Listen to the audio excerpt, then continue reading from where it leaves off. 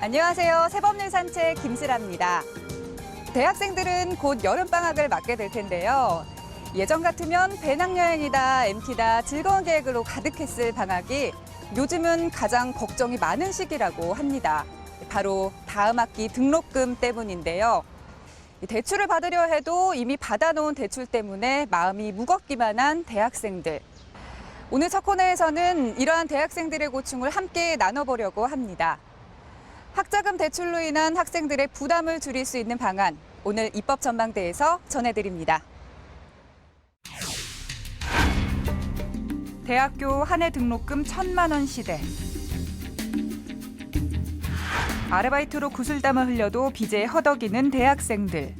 4학기 정도를 대출을 받다 보니까 1,500만 원 정도의 돈이 돼서 많이 부담이 돼가지고 군대로 가게 됐던 것 같아요. 저리의 학자금 대출 상품들이 존재하지만 고액의 대출금을 갚는 일은 쉽지 않은데. 취업은 안 되는데 이런 주거비, 생활비가 입체적으로 있다 보니까 그 학자금 대출 갚는 거는 사실 꿈도 못 꾸는. 학자금 대출로 인해 사회에 진출한 후까지 고통받는 청년들. 청년들의 힘찬 사회 진출을 위해 학자금 대출로 인한 부담을 줄이는 방안과 관련 법을 함께 살펴봅니다.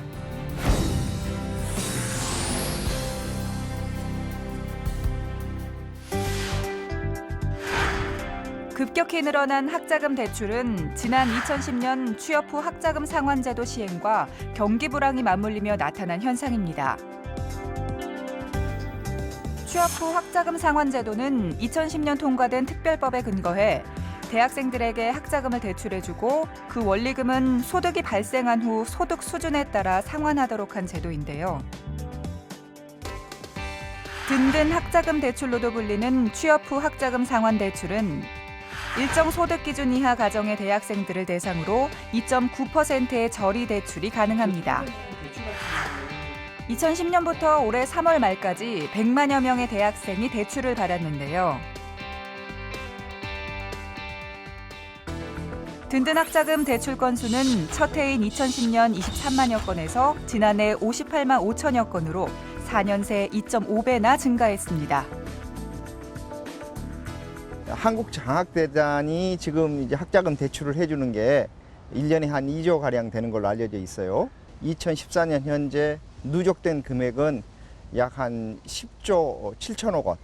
이게 이제 전체 대출금이고, 그 돈은 이렇게 든든 학자금이라는 것도 있고 일반 상환이 있는데요. 그 중에 이제 든든 학자금은 5조 6천억 원 가량 되는 것으로 알려져 있습니다. 그리고 1인당 평균 부채 금액은 704만 원 정도로 나타나고 있습니다. 하지만 늘어난 대출만큼이나 학자금 대출 미상환자도 급증하고 있는데요. 특히 이중 장기 미상환자가 또 다른 사회 문제로 떠올랐습니다. 졸업 후 3년이 지나도록 대출금을 한 번도 갚지 못했거나 갚은 돈이 원금과 이자의 5%가 안 되면 장기 미상환자로 분류돼 국세청이 직접 체납자로 관리하게 되는데요.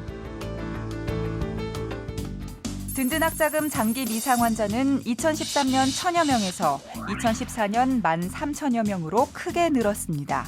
지난해 추세에 비춰볼 때 올해도 만여 명 이상 늘 것으로 보여 장기 미상환자는 2만 3천여 명가량으로 추산되는데요.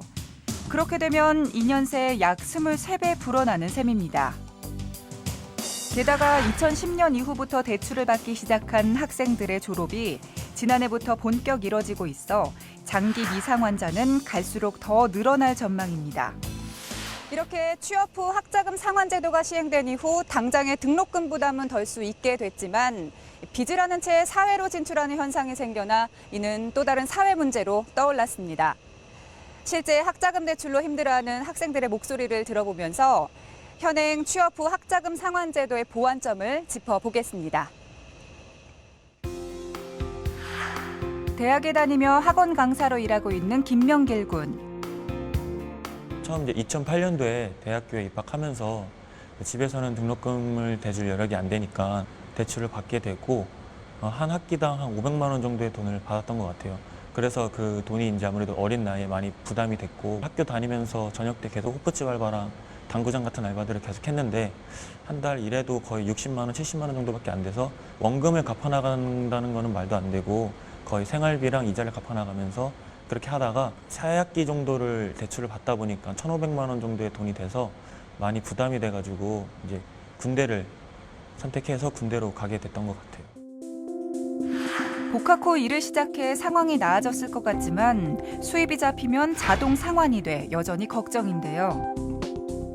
복학을 해서 이제 수학 전공을 살려서 이제 학원으로 취업을 하게 됐고 학원 일을 같이 하면서 학교를 다니다 보니까 나라에서는 이제 제가 돈을 버는 게 측정이 되면서 상환을 하니까 뭐 돈을 모으는 건 거의 불가능하고 그렇다고 해서 그 원금이 이제 거의 이제 2천만 원 정도가 되니까 학기 중에 주 3회밖에 나가지 못하기 때문에 그걸 다 갚는 것도 아무래도 부담이 돼서 앞으로 졸업 후에도 이제 그 금액을 계속 채워 나가야 된다는 게 많이 부담이 되고 있어요. 이렇게 단기 소득으로 인한 자동 상환으로 어려움을 호소하는 학생들이 다수 발생하고 있는 상황입니다.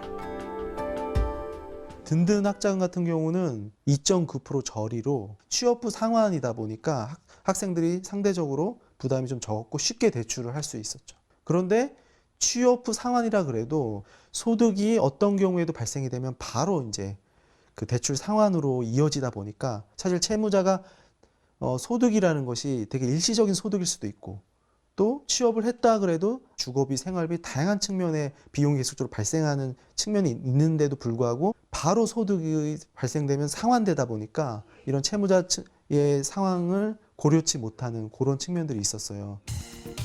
그 밖에도 취업 후 학자금 상환 제도에서 보완이 필요한 부분들이 지적되고 있는데요. 대출금을 원천공제 의무자, 즉 고용주가 상환하게 돼 있어 대출자들의 사생활이 보호받지 못하는 점. 대출금 상환 방식이 원리금 균등 상환 방식으로 단일해 대출자들에게 다양한 선택권을 주지 못하는 점 등이 꼽힙니다. 이렇게 여러 가지 보완해야 할 점들이 지적됐던 취업 후 학자금 상환 제도가 지난 5월 29일 개정돼 주목받고 있습니다.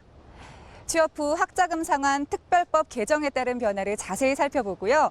향후 보완해야 할 점들도 짚어보겠습니다. 지난 5월 29일 그동안의 불편사항을 대폭 반영한 관련법 개정안이 국회 본회의를 통과했습니다. 취업 후 학자금 상환 특별법 개정안인데요. 대학 다닐 때 학자금을 대출받아가지고 취업하고 난 뒤에 그걸 갚도록 하는 제도가 취업 후 학자금 대출 제도 아닙니까? 근데 그 방법이 여러 가지 문제점이 있었어요. 그래서 대출을 상환하는 방법을 다양화하고 필요 없다고 생각되는 방법들 이런 것들은 수정해서 돈을 갚아야 할 학생들에게 편의를 제공하자는 취지로 이번 법을 만들게 됐습니다. 우선 이 상환 방법이 취업을 하게 되면은 지금까지는 이 원천 징수를 하도록 되어 있었기 때문에 자동적으로 고용주가 알게 돼 있었어요. 그래서 그 방법을 바꿔가지고 자진 납부하는 방식으로 바꿨어요.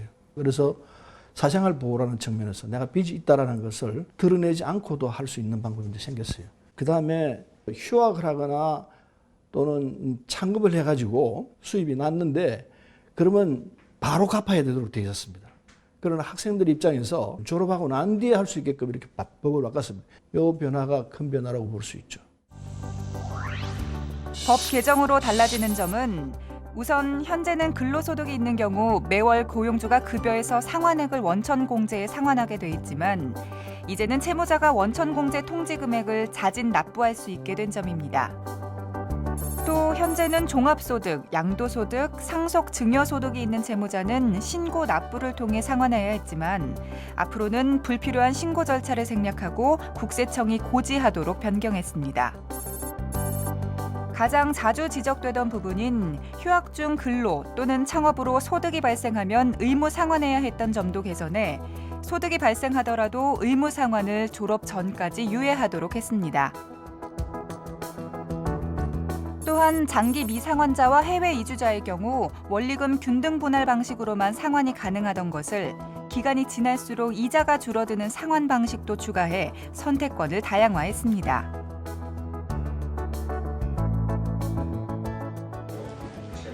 이번 법 개정으로 제도가 상당 부분 개선된 것으로 평가받고 있지만 상환 시점과 저소득 대출자 배려 부분 등 추가 논의가 이어질 예정인데요. 법을 개정을 했습니다만은 그래도 아직도 이게 미진한 부분이 많이 있습니다. 이를테면은 내가 올해 취업을 했습니다. 취업을 해가지고 1년간 잘 했는데 그 다음에 내가 실직이 됐습니다. 이렇게 되면은 작년에 했던 그 소득의 기준을 해서 올해 내가 실직인데도 불구하고 상환을 해야 됩니다. 그래서 이 소득이 생긴 시점하고 빚을 갚아야 하는 시점, 이 미스매칭에 대해서 좀 조정을 해줘야 되는데 그걸 못했어요. 그런 문제가 아직 남아있고, 그 다음에 저소득 대출자들이 있습니다. 이런 부분에 대해서는 취업 후 학자금 대출 제도 자체가 학생 복지 차원에서 진행된 것 아니겠습니까? 그러면은 저소득 대출자에 대한 이런 배려가 있어야 되는데, 일단 면세를 해준다든지 뭐 이런 방법이 있어야 되는데 그것도 아직 못했습니다. 미흡한 부분이 있다는 걸 우리가 알고 있고 좀 더 손봐야 할 부분이 있다고 봅니다. 이 밖에 전문가들이 추가로 거론하는 보완점들은 무엇이 있을까? 지금 든든 학자금의 대상은 이제 대학생들에게 한정되어 있습니다. 그런데 최근 대학원 진학률이 늘어나고 또 경우에 따라서는 취업이 잘 안 되기 때문에 대학원 가는 경우도 상대적으로 늘어나고 있는데, 이 제도는 대학생에게만 적용이 되고 대학원생들에게는 적용이 안 되고 있기 때문에 일부 대학원생들은 이런 제도들이 대학원 학생들에게도 좀 적용이 되면 참 좋겠다, 이런 요망이 있습니다. 이 밖에도 청년 빈곤을 해결하기 위해서는 보다 근본적인 대책이 필요하다는 목소리도 나오고 있습니다.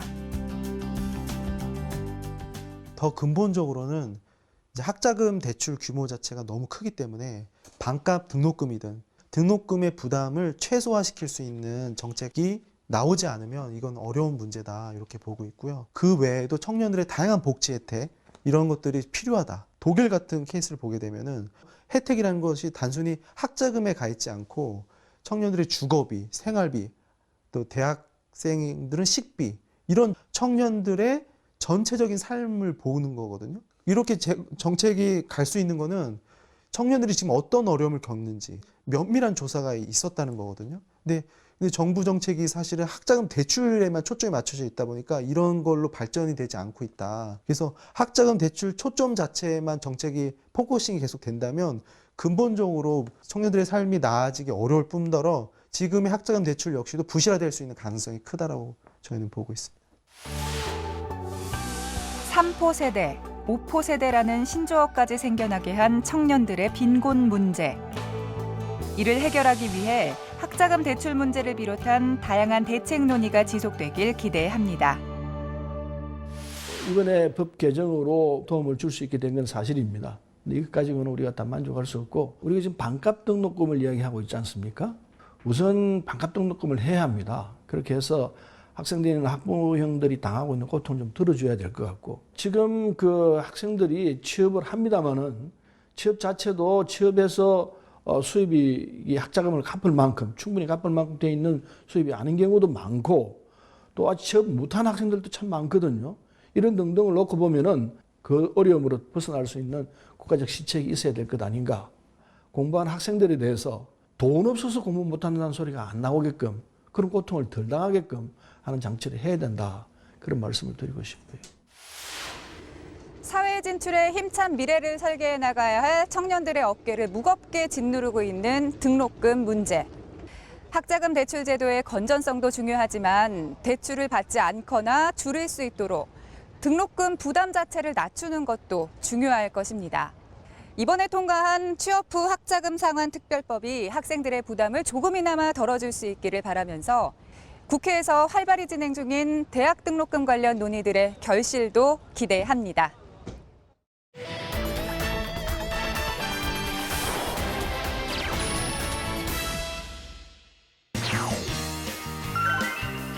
입법 예고 이모저모 오늘의 법률안. 대기 오염이 갈수록 심해지면서 아이들의 실내 활동 비중이 늘고 있는데요. 이와 함께 아이들이 주로 활동하는 어린이집, 키즈카페 등의 실내 환경 안전에 대한 관심도 높아지고 있습니다. 면역 기능이 약한 아이들의 경우 실내 시설에서 발생하는 환경 호르몬으로 인해 아토피, 천식 등에 걸리기 쉬워 관리가 더욱 중요한데요. 이에 현행법은 어린이 활동 공간에 대해 환경 유해 인자의 노출을 평가하고 설치 시설의 관리자가 환경 안전관리 기준을 준수하도록 하고 있지만 어린이들의 건강을 보호하기에는 미흡한 상황. 새누리당 양창영 의원이 관련법 개정안을 발의했습니다. 법안에서는 환경부 장관이 어린이 활동 공간의 환경 안전을 위해 환경적 안전 여부를 평가해 해당 시설을 환경 안심 시설로 인증할 수 있도록 하고 시설 소유주는 인증 마크를 부여받을 수 있도록 하는 안을 마련했습니다. 또 환경 안심 시설로 인증받은 어린이 활동 공간의 환경을 안전하게 유지하는 데 필요한 재정적 지원을 할 수 있도록 하는 내용도 포함했습니다.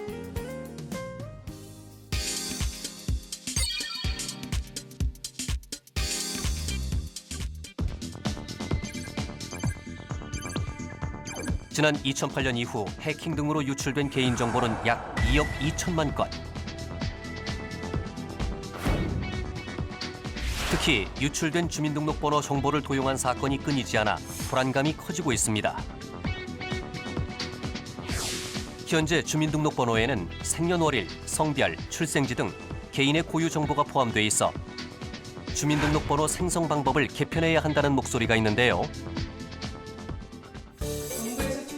이에 새정치민주연합 진선미 의원이 관련법 개정안을 발의했습니다. 법안에서는 생년월일과 성별, 출생지 등 개인정보가 노출되지 않도록 주민등록번호를 임의 부여 방식으로 바꾸는 안을 마련했는데요. 또 주민등록번호가 유출돼 신체 또는 재산상의 피해를 입거나 입을 우려가 있는 경우 주민등록번호 변경위원회에 심의 및 의결을 거쳐 주민등록번호를 바꿀 수 있도록 하는 내용도 포함했습니다.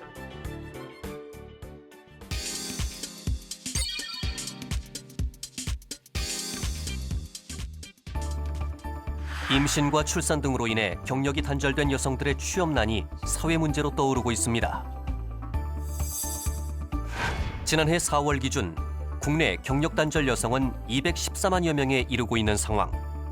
기혼 여성 5명 중 1명꼴로 직장을 포기하고 있는 것으로 나타난 것인데요. 경력 단절 정말 뼈저리게 경험해봤죠. 그러니까 재취업하기가 너무 어려워요. 실질적으로 육아 문제가 겹치기 때문에 일단은 아기를 믿고 맡길 수 있는 데를 찾기가 힘들고요. 항상 그 시간에 퇴근할 수 있는 게 아니니까 아무래도 임금이라든가 취업 기회라든가 다시 그런 거에 있어서 좀 걱정이 되고 그래서 결혼이나 아기 출산에 대해서 고민이 좀 되죠. 여성들의 경력 단절은 개인적, 국가적 손실이 큰 만큼 재취업 지원뿐 아니라 경력 단절의 우려가 있는 여성에 대한 예방 지원 또한 중요한데요. 이에 새누리당 류지영 의원이 관련 법안을 발의했습니다. 법안에서는 먼저 법명을 여성의 경력 단절 예방 및 경제활동 촉진법으로 변경하도록 하고 국가와 사업주의 책무에 경력 단절 예방 의무를 명시해 사업주가 여성의 경력 단절을 야기하는 사업장 내의 관행과 제도를 개선하기 위한 조치를 취하도록 하는 안을 마련했습니다. 이와 함께 여성가족부 장관으로 하여금 취업 지원 및 상담 등의 정책을 효율적으로 지원하기 위한 경력 단절 여성 중앙 지원 기관을 지정할 수 있도록 했는데요. 또 국가와 지방자치단체가 경력 단절 여성의 직업교육 훈련 참여와 구직 활동을 위해 영유아 보육 및 간병 등 돌봄 서비스를 지원할 수 있도록 하는 내용도 포함했습니다. 육아, 가사 등으로 경력이 단절된 여성들은 재취업을 하고 싶어도 방법을 몰라서 어려움을 겪는 경우가 많은데요. 이에 정부에서는 경력이 단절된 여성들을 지원하기 위해 여성 새로 일하기 센터를 운영하고 있습니다. 전국 140여 개의 센터에서는 직업 상담, 직업 교육 훈련 등 취업 지원 서비스를 종합적으로 제공하고 있으니까요. 참고해 보시기 바랍니다. 다음은 실생활에 도움이 되는 법률 정보를 알기 쉽고 재미있게 전해드리는 새법률 생활백서 시간인데요. 오늘은 어떤 내용일지 확인해 보시죠.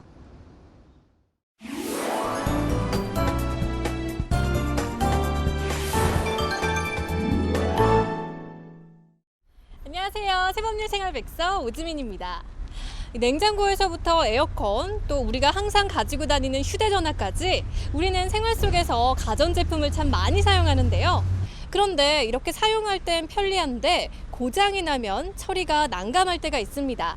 이럴 때 전화 한 통이면 간단하게 처리할 수 있는 게 바로 폐가전제품 무상수거 서비스인데요. 올해부터는 대형 가전제품뿐만 아니라 중소형 가전제품까지 수거 품목으로 확대했다고 합니다. 자세한 내용 알려드릴게요. 대형 가전제품 위주로 시행되던 폐가전제품 무상수거 서비스가 전자레인지, 믹서기 등 중소형 제품까지 확대됐습니다. 다만 중소형의 경우 5개 이상 모일 경우 가능하며 부품을 고의적으로 빼냈거나 파손 시 제외됩니다. 신청은 홈페이지나 콜센터를 통해 가능합니다. 제가 찾아간 곳은 폐가전제품 무상수거팀입니다. 수거팀이 하루 방문하는 집만 해도 20여 곳인데요. 안녕하세요. 폐가전제품 무상수거팀 맞으시죠? 네, 맞습니다. 요즘 이 폐가전제품 무상수거 신청하는 분들이 많은가요? 이 수거량이 그전보다 한 2~3배 정도 늘었습니다. 소형 가전이 좀 많이 늘었습니다. 저도 혹시 예, 한번 같이 따라가도 될까요? 예, 같이 가시죠. 네. 자, 그럼 어떤 품목들이 수거 대상인지 직접 확인하러 수거팀과 함께 가봤는데요. 송파구의 한 다세대 주택입니다. 10년 넘게 써온 냉장고가 고장나면서 수거를 신청했다고 하는데요. 예, 서울시 가전수거 기사입니다. 안녕하세요. 네, 수거 품목이 어느 거지요? 냉장고하고요. 이렇게 큰 냉장고를 두 분이서 움직이세요? 예, 그게 가능한가요? 네, 가능합니다. 한번 보시겠습니까? 네. 2인 1조의 수거팀은 숙련된 솜씨로 어떤 가전제품이든 척척 수거하는데요. 근데 아버님, 이 폐가전제품 무상 수거해준다는 거 알고 계셨어요? 몰랐죠. 아, 그 자녀분 통해가지고 신청하게 된 거예요? 맞아요. 과거엔 1m 이상 대형 가전제품만 수거 대상이었지만 올해 3월부터는 1m 미만의 중소형 가전제품도 수거해오고 있는데요. 어머님 이게 다 지금 처리할 거예요? 네네. 근데 이렇게 많은 거 왜 안 버리고 그냥 두셨어요? 글쎄 잘 빌미루다 그냥 저기 한 구석에 쌓아뒀었죠. 뭐 그냥. 컴퓨터 본체, 프린터기, 비디오 기기, 스피커 등 다양한 가전제품들이 쏟아져 나왔는데요. 근데 이 중소형 제품도 이제 수거 가능하다고 들었거든요. 근데 중소형 가전제품이 어디까지 가능한 거예요?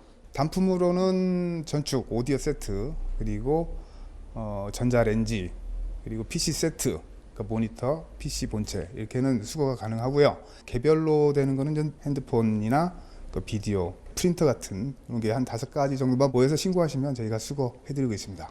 무상수거 신청하기 전에 알아두면 좋은 점들이 어떤 것들이 있을까요? 수거가 안 되는 품목을 좀 몇 가지 알려드리면 전기 장판, 그리고 런닝머신 이외의 운동기구, 그리고 안마 의자 같은 거는 이제 수거가 안 되는 품목입니다. 그리고 깨졌다거나 고장이 나도 수거는 해드리는데 임의적으로 손을 대서 훼손시킨 제품은 수거가 안 된다는 점 다시 한번 알려드리겠습니다. 오늘 이렇게 냉장고 무상수거해 가는 거 보니까 어떠세요? 처치 곤란해서 어떻게 처리할지 몰랐는데 이렇게 실제 오셔가지고 이렇게 전부 처리를 해주시니까 너무 고맙습니다. 편하고. 올해 3월부터 폐가전제품 수거 대상 품목을 중소형 가전제품까지 확대함에 따라 수거량이 2월에 비해 40% 이상 증가했습니다. 이렇게 수거된 가전제품들은 집화장에서 제품별로 분류한 후 자원순환센터로 옮겨져 필요한 자원들을 최종 분리해냅니다. 네, 여기 이렇게 들어오는 가전제품 중에 가장 많이 들어오는 게 어떤 것들이에요? 대형 가전, 그러니까 냉장고하고 일단 브라운관 TV 종류가 제일 많고요. 여기만 한 달에 대형 가전, 냉장고, TV, 세탁기 해가지고 한 5,000대 정도 들어오고 있어요. 환경부는 한국전자제품 자원순환공제조합과 함께 폐가전제품 무상수거 서비스를 시행해오고 있는데요.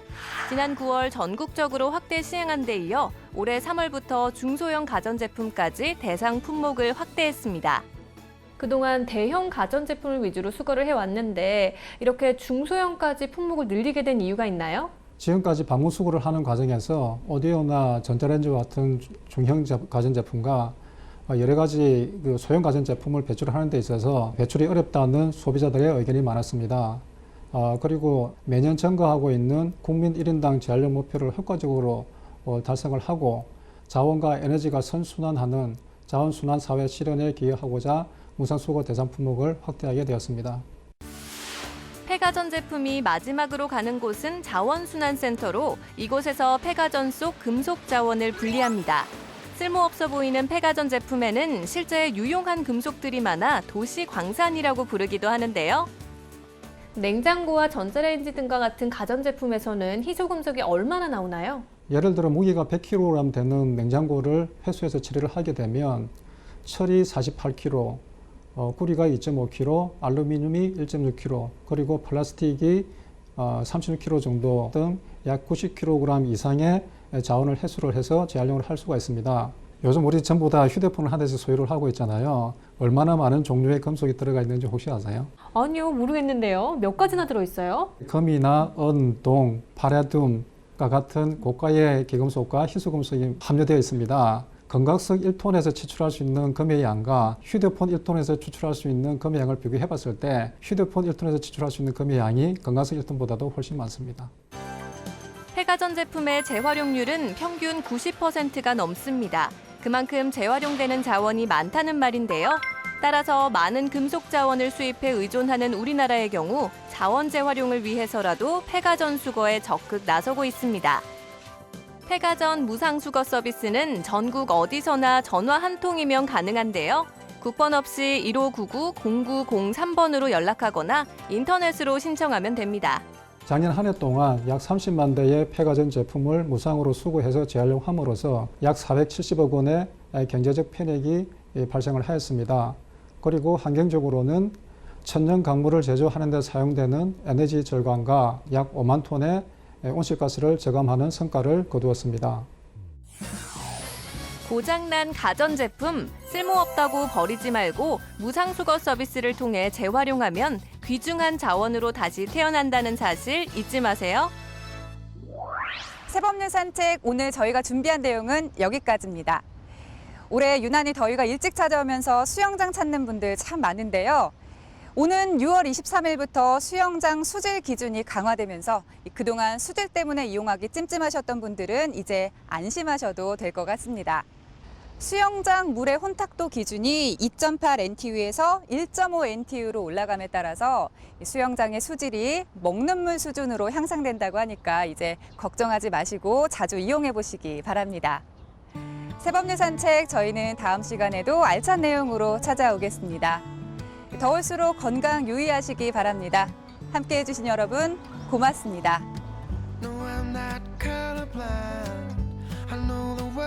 Black and white.